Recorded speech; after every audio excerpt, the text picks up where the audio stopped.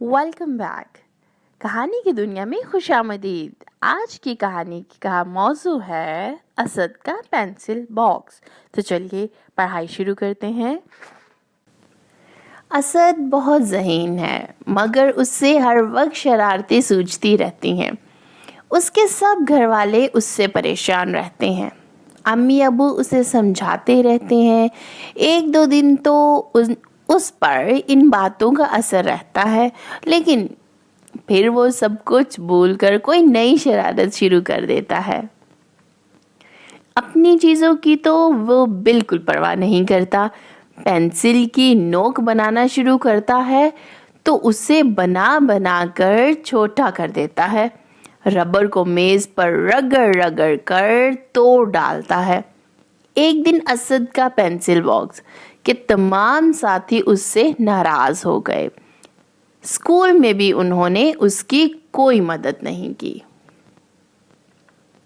Pencil बोली, तुमने मेरी नोक बना बना कर मुझे छोटा कर दिया है। अब मैं तुम्हारे काम नहीं आऊंगी। रबर भी रोने लगा। रबर ने कहा, तुमने मेरे टुकड़े टुकड़े कर दिए हैं। अब मैं भी तुम्हारे काम नहीं आऊंगा। पेंसिल तराश बोला, तुमने मुझे अपने मुंह में डाल डाल कर गीला कर दिया है। अब मैं तुम्हारे काम नहीं आऊंगा। रंगों के चाक बोले, तुमने हमारा चूरा चूरा कर दिया है। हम भी तुम्हारे काम नहीं आएंगे।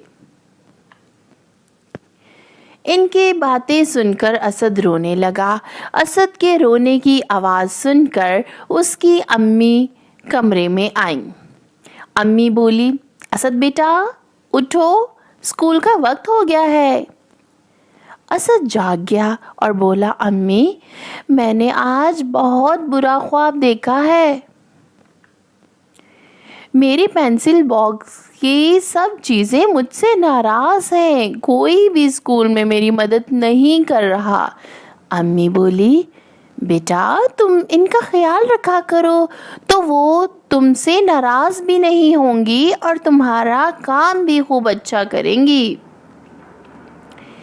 असद ने दिल में कुछ सोचा, अपना पेंसिल बॉक्स खोला और मुस्कुराया। उसे लगा जैसे ये सब चीज़ें उसके काम आएंगी।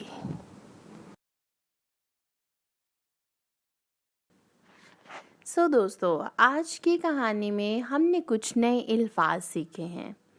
तो आइए मेरे साथ कुछ अल्फाज दोहराते हैं, जैसे कि असर, उठो, बिल्कुल, बुरा, पेंसिल बॉक्स, ब्लेड, परवाह, जैसे, तुम्हारा, टुकड़े, जाग, खराब, चौक, चूरा, चीज़ें, दिल, ख्वाब, खूब, ख्याल, रगड़ना, डालना, ज़हीन, रबर, पेंसिल तराश, सुन, सोचना, सूझना, गीला, शुरू, कैसे, मेज़, नाराज़, मदद और मुस्कुराया।